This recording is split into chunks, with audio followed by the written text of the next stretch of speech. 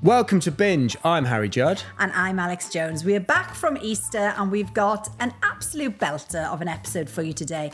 Our guest is the very funny comedian, Harriet Kemsley. Yes, fresh off the hit show Last One Laughing. So we got all the details from that brilliant show. We also talked about more mundane stuff. Pillow talk, literally. How many? And how thick should they be? I don't think that is mundane chat at all. I think it's very good chat, Al. Also, Harriet tells us which film turned her vegan, and you won't believe which one it is.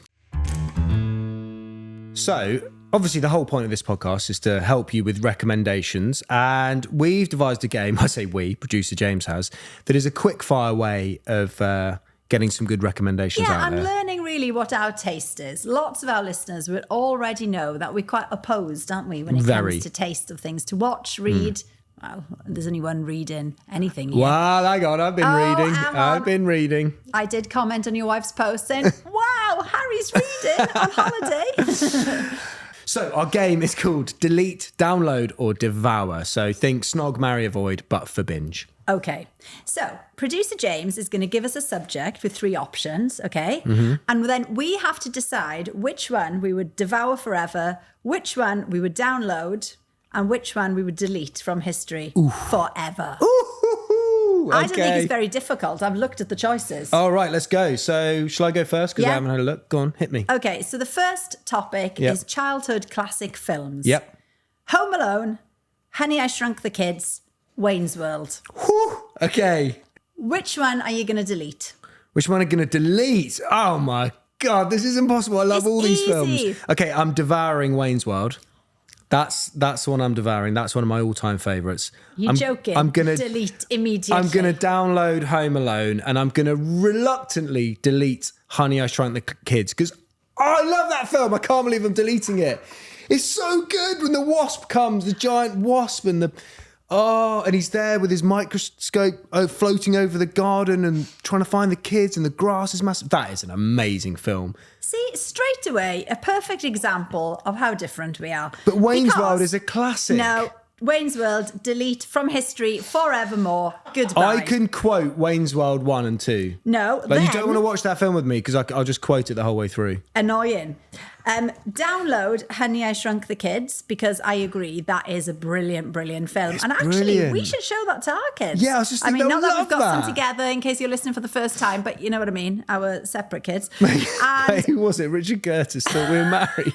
Richard Curtis. That was funny. I would devour Home Alone because it's festive. But Kit keeps watching Home Alone. He was watching it during the Easter holidays, and I've watched it so much. I think I might change my mind and delete Home Alone and download Honey, I Shrunk the Kids because I haven't watched it for so long. But then what are you going to do at Christmas time? Watch Wayne's World. Oh, super jolly and festive. Okay, right, let's move on. Rom-coms. Al, devour, download or delete? Okay. Notting Hill, 10 Things I Hate About You, Bridesmaids.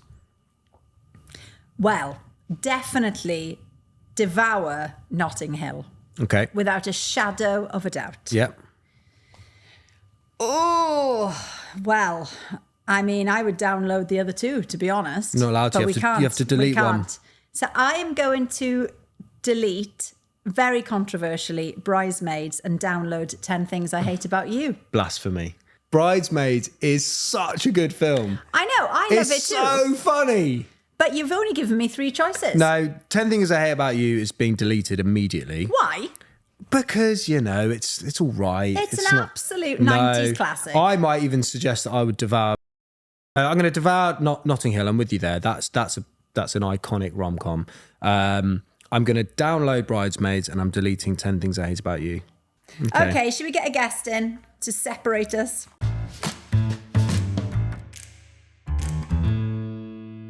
Joining us now is a stand-up comedian who recently starred in Last One Laughing on Amazon Prime. She's off to Australia in May, but you can catch her in Leicester Square on the 12th of June. Here to tell us what she's been watching, loving and laughing at lately, it's Harriet Kemsley. Hi, Harriet. Hi, thanks for having me. Oh, it's lovely to have you. I mean, we literally, just before we started recording, dived straight into houses, which is Harry and I's default go-to. Houses and children, moaning about our children, which you have one child. I do. I have one. one. Yeah, I'm a bit far off you guys with Yes. your multiple. Boy, girl. Girl, a 3-year-old, yeah, Oh, called Mabel. lovely. She's the Lovely. best. But yeah, she's a strong personality, which we love. We want to encourage, but I'm so tired.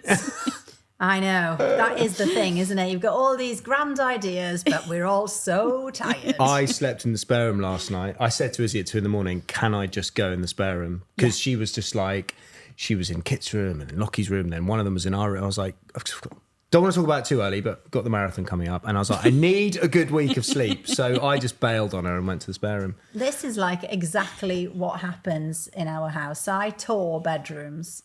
So I go and settle one, then take one back to its other bed, then go in and put her comforter back in the bed. And then Charlie just gets up with his pillow because he has to have his I pillow. took my pillow as well. Because he's got a ginormous head, basically, and it's a bamboo pillow. And he has to take his pillow and off he goes across the land and into the spare room. What's your pillow setup? I have to have 4 pillows. No, that's ridiculous. That's too many. No, That's too many pillows. So I have 2 for my head, 1 to hug, and 1 in between my One legs. to hug. Yeah, 1 You're to like cuddle. a pregnant woman. yeah. Those pregnancy pillows are amazing. They are really good. Yeah, they are So really good. they're not good when you dress the bed though. That's the only. But they're not No. like nice to look at, are they? No. So Well, the bamboo pillow the same. It doesn't fit in a normal pillowcase. There's an overhang. And this causes me huge anxiety. so you're just 2 pillows, are you? I'm 2 pillows. Under the yeah. head. Classic under the head. Let's just yeah. standard. Not You? under the feet. I don't know. No. I think women generally, I'll take what I can get. I don't mind. Just a pillow that looks nice in a pillowcase that I don't lean on too heavily so it still looks nice in the morning when I do the bed. That's where I'm at. I'm 4 or I can't sleep. So yeah.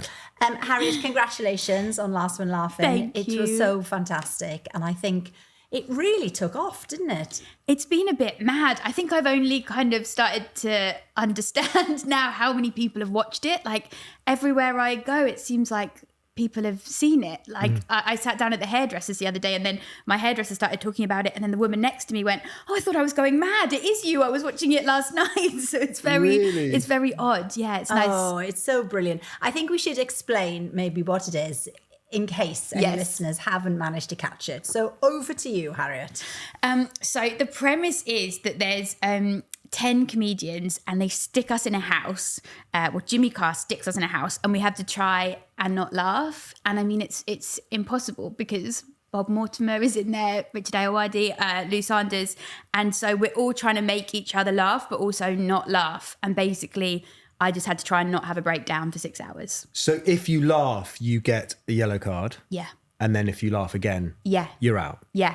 It's very high stakes. And then they throw in kind of curveballs. So people will appear that you're not expecting. So there's a couple of appearances by people that I won't ruin it by saying. But yeah. But are you allowed to just wander off and just hide in the corner? That was my reaction. I don't think you're meant to do that, but there were a few times I was literally chased by Richard Ayoade because he had a very intense energy and he was so good at not laughing. Like he was not, like you weren't going to break him, so you just had to try and escape him. Like that was all you could do. And I think there were points when we were kind of sucking sweets. Like that was another way that you can see us kind of like moving sweets around our mouths to try and like suppress whatever's coming up. Yeah. In the build-up, did you, because I think this show's been an international hit, and did you know about the show? Were you just, or did you know nothing about it and go in just kind of totally naive to this situation, or you like knew what you were in for? Yeah, I saw the Canadian one, which I loved, and it's very silly, and near the end, like everyone just goes a bit mad, and you're like, oh, that would never happen, but that literally happens in the thing. But I'm such a big laugher. I was like, I have no idea how I'm going to do this because you just do it naturally. And so to try and do 2 things at the same time was almost impossible. I just had to I'd like literally wrote on my hand, don't laugh. I saw that. I need to remind myself because I have such you a just short would memory. naturally, right, okay. I think the thing about it is, though, you sort of play along at home. So you're watching it and you're trying not to laugh, which is absolutely ridiculous because, of course, you can laugh at home. But it's the simplest idea ever. And somehow, with that mix of sort of Big Brother / with a few touches of Oliver Bonus, that sort of stuff. I mean, it is lovely. But I think with just a simple idea and Jimmy Carr and Roisin so brilliantly holding it all together, it's a recipe for success, isn't it? Yeah, it's lovely. It kind of takes you back to school of that feeling of you're not supposed to laugh, and then the more you're not supposed to laugh, the more you want to laugh, and basically you just have a panic attack. Yeah, it's like being in assembly, isn't it? When they're shouting at you and you can't stop. I'm awful. I'm literally the worst. I have that so many situations like that in the band, mainly with my bandmate Danny, and with the two of us. Just all I have to do is hear him breathe, and that's me gone. I know exactly what you mean. Do you know what I mean? And like, it's often when you're in an interview and it's live on TV, and you're like, not here. And it's, Who was your biggest concern going in?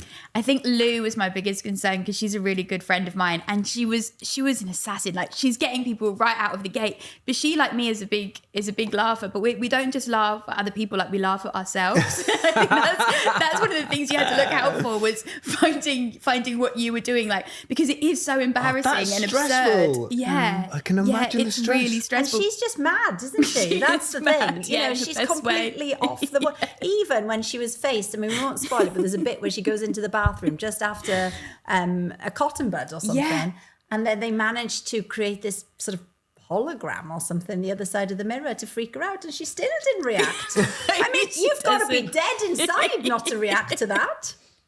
I think, I don't know how she didn't react to that. That was because it was the surprising elements that was the things that would take you off guard. So you had to be constantly on defense.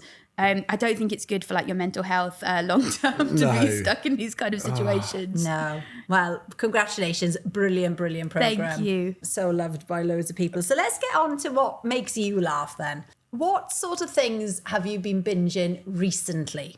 I think the thing that I watched recently that is kind of just a comfort, it just makes you feel really good, is the Gilmore Girls. Have you both seen it? It's it's a very old classic. It is an old classic, but actually something like that I could watch for hours on end. Yeah, it's just very gentle. It's very gentle. I'm a single mum as well, and so it's very inspiring that she's kind of raised this daughter who wants to study and is really well behaved and really polite.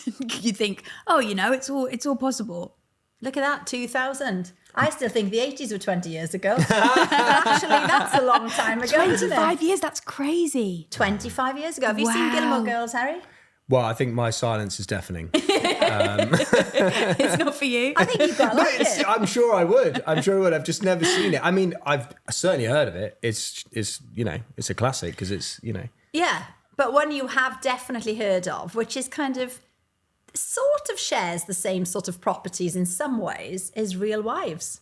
Yes. Do you know what I mean? There's strong women involved in both. Yes. But you're a big fan. We've had loads of guests on the podcast. Yeah, they're guilty pleasure. But I mean, I don't think we should really call it a guilty pleasure. No, what's guilty about it? Yeah. The Real Housewives. I think you should feel guilty because it is mainly women screaming at each other. So I think you should feel guilty about getting joy from it. But what I love about it is it's these women that are, they're all, the best thing is, especially at the beginning, they're all trying to kind of show off, and they're very like full of pride, and anytime they try and do that, it just all falls apart. And so watching them in front of the camera trying to pretend something that doesn't work is just pure comedy. Well, you mean they start off trying to come across like really together, and then by the end of the kind of few episodes absolute chaos.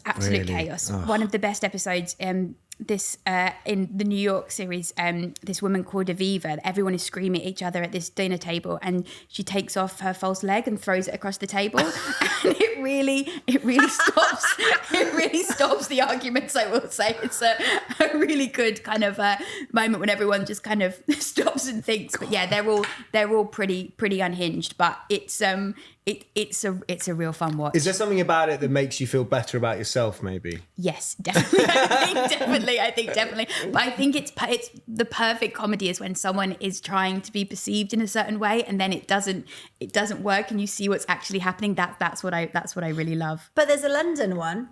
Apparently, it's coming. It's in the works. They are casting it. Yeah. Would you take part, Harriet Kemsley? I think I'd be so bad. I think I'd be crying when everyone would be screaming, and I wouldn't know what to do.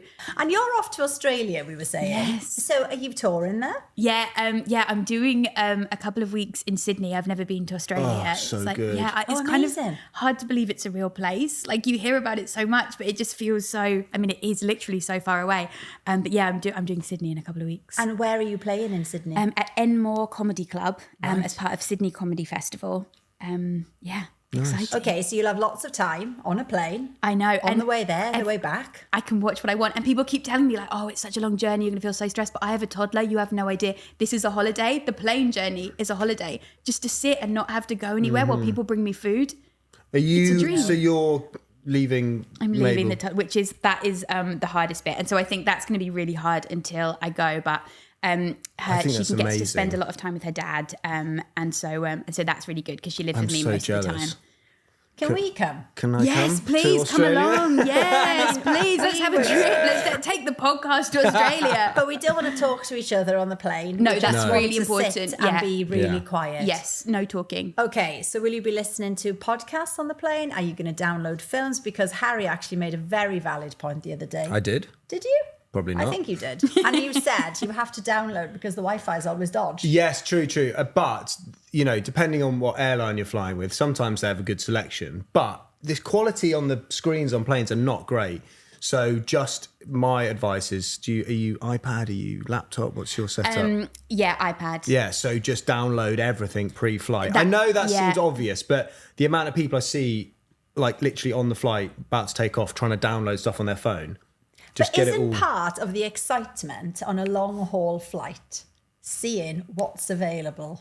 Yes, that's true. But you're left with the same situation that you are at home with your iPad. You're flicking through for ages, watching trailers, having a sneak peek to see what other people are watching. I mean, I do it with my bandmates. I'm like, what are you going to watch? Are you?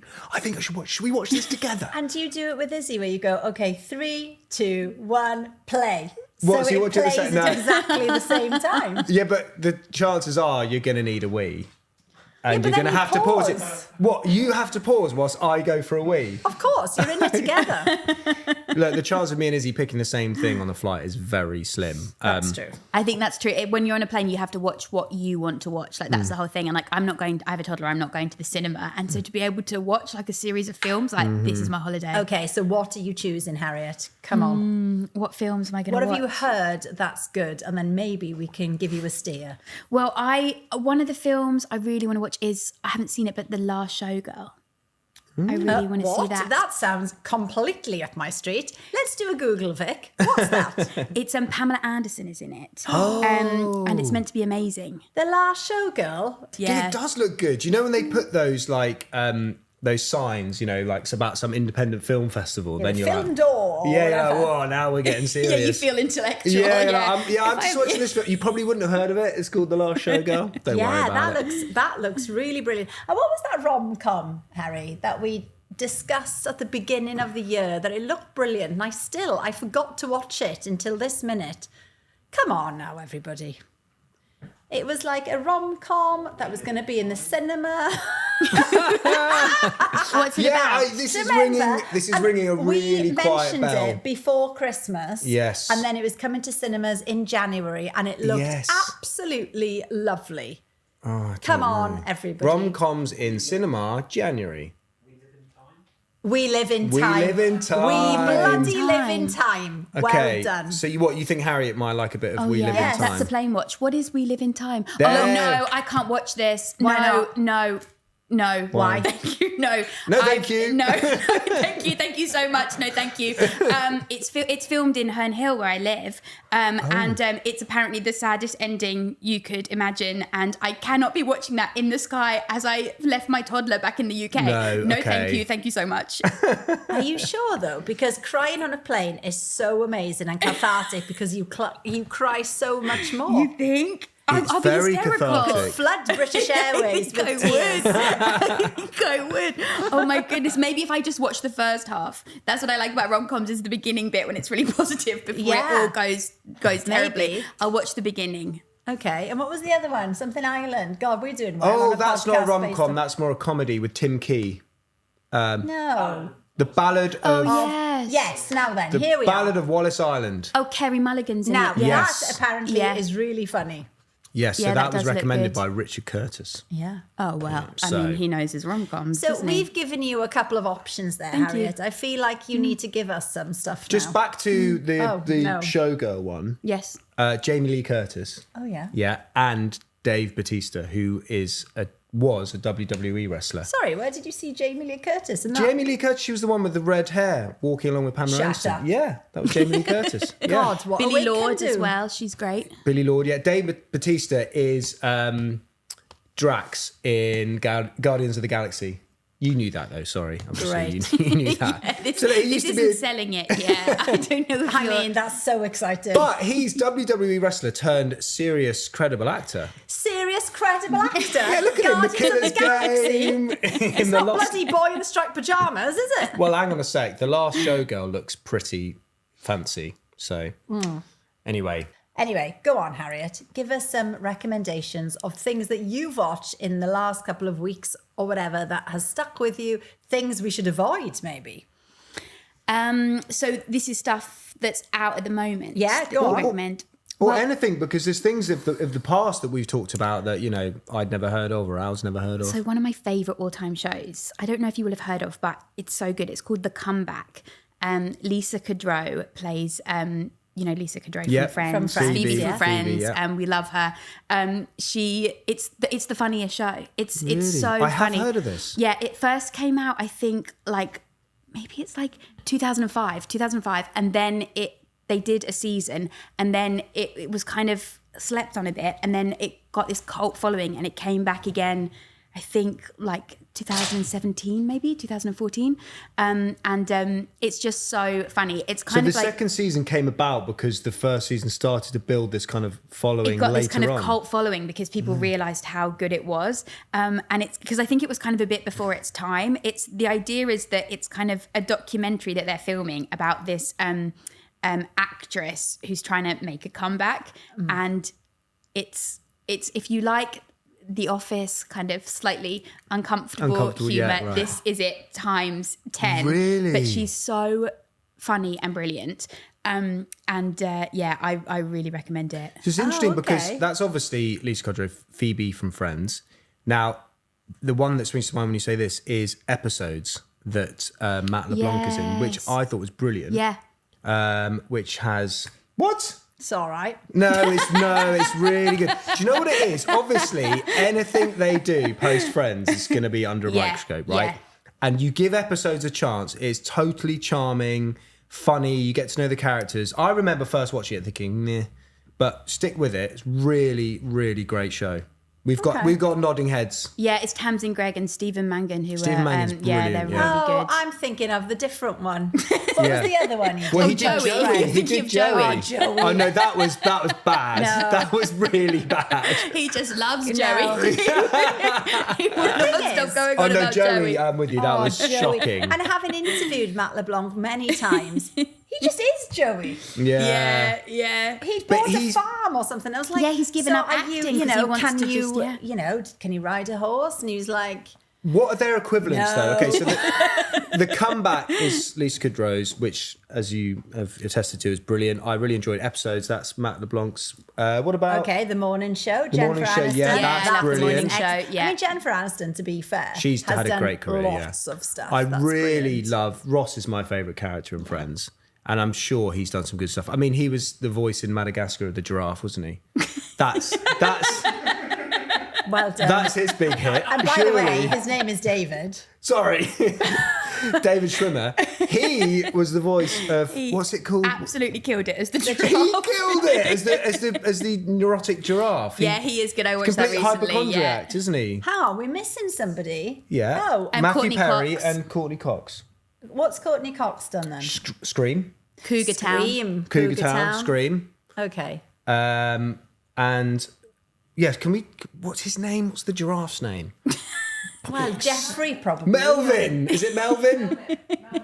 Serious kudos to you, Vic. That is. This That is. podcast that asks is the big niche. questions. It does ask the bigger. Yeah. We really What delve. everyone's been wanting to know. I love that. Yeah, Melman. He's brilliant, isn't he? Okay, we can't obviously forget Matthew Perry. No.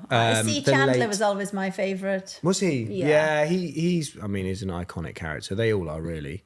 Absolutely. 17 again was a fun watch. Was a I good listened watch. to his audiobook actually last year, and I really recommend that. It's Really? good. Yeah. think we're quite similar because you can't. The Matthew Perry audiobook's highly recommended. We're like, what's it called? No idea.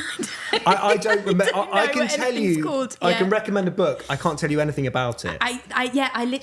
All I can do is say the feeling that it evoked. I can be like, yeah, happy. Yeah, nice. Oh no, it sad. was really nice. But hang on, you have got The Motherlode here by Sarah Hoover as one of your book recommendations. Yeah, I just read it, and it's really good. It's really funny, and it's about giving birth, and it's about kind of the trauma that can be involved in it, and how little it's talked about, and her post natal depression afterwards, and how it didn't look like what she thought that it should be, and what the questionnaires kind of described, and how it's missed in so many women, and how she had all the things to help her. Like, she literally has a nanny and support and money, and it still was completely debilitating. And it's really, I thought I really enjoyed it. And what about podcasts? Okay, so I don't know if I can say the name of this podcast. You can. On this podcast. Okay, it's called Guys We Fucked. Guys, what, as in, how is that supposed to be? You did it so politely. Is that supposed to be like, guys, we're fucked? Guys, we're fucked. No, this is, No, guys. actual ones. Fucked. Guys, we fucked. I kind of stumbled over it because I was embarrassed. You just keep saying it over and over now, I thought it was like, guys, we fucked. As in, like, apologies, slang. It is a bit. As a kind of like slang of like, we've messed up. But it's actually, guys, right, okay. I've just listened to it for years, and the hosts, Krystyna Hutchinson and Corinne Fisher, they're so funny. They're stand-ups in New York, and they originally got men on that they'd slept with, that they'd talk about kind of their relationships and what they, and it's so good. And then it's become something which is kind of just like very like a progressive podcast. And I now have a dating podcast called Single Ladies in Your Area, and it's kind of funny the difference between the podcasts. Like, ours is very kind of prudish and British, I guess, and we can't manage to get dates, and then they're just like really confident women that are really really inspirational. I do recommend it. How much do they delve into the actual mechanics? This is the British and us coming out. They look into under the hood, let's just say. They're just really honest, and I really like that. So then when they get these guys up on stage, are they like, you were a letdown, my friend? No, they're never really rude to them. It's kind of more about themselves and kind of understanding themselves in those situations. And then now they have kind of people write in and ask questions, and they're just really open-minded. And I think it's I've just found it a really good thing to listen to kind of open your mind up a bit, I guess. Yeah. So is that the inspiration for yours?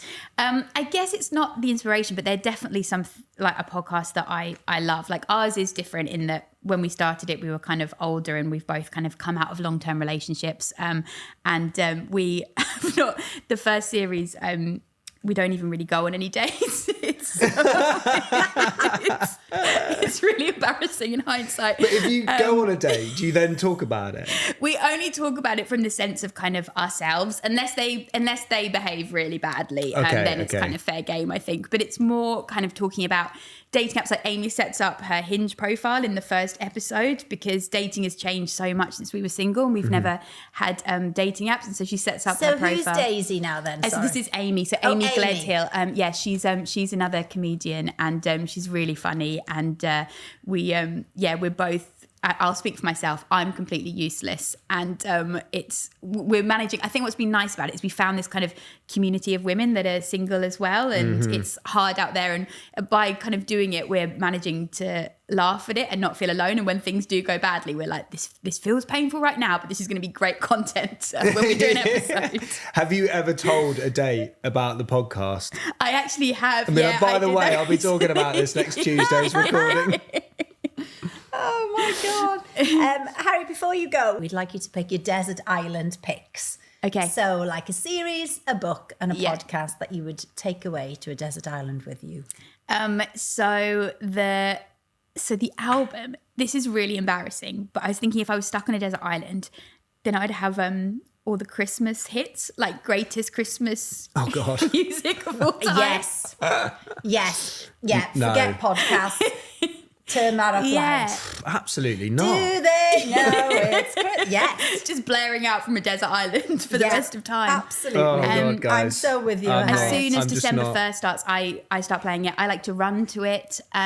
It's Really? Okay, well, that's a step too far. it's just got a good beat and it just makes you feel all happy. I can imagine is you on a desert island crying to Do They Know It's Christmas. Be like, this is such a bad choice. Away from all my loved ones. Yeah, exactly. Yeah. Trying to catch a fish. Oh, but it makes you feel jolly, festive, even if you are alone. Okay, so that would be your album. So I'd pick instead that. of a podcast. Yes, and then for podcast, I'd pick.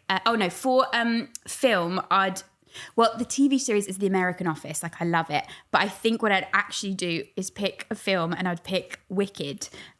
Yes, Harriet. I loved it, but I've had a strange reaction to it, and I'm trying to find anyone else that might have had this. So I watched it in the cinema on November 30th, and I've become vegan from watching it. Like, I walked out the cinema completely vegan.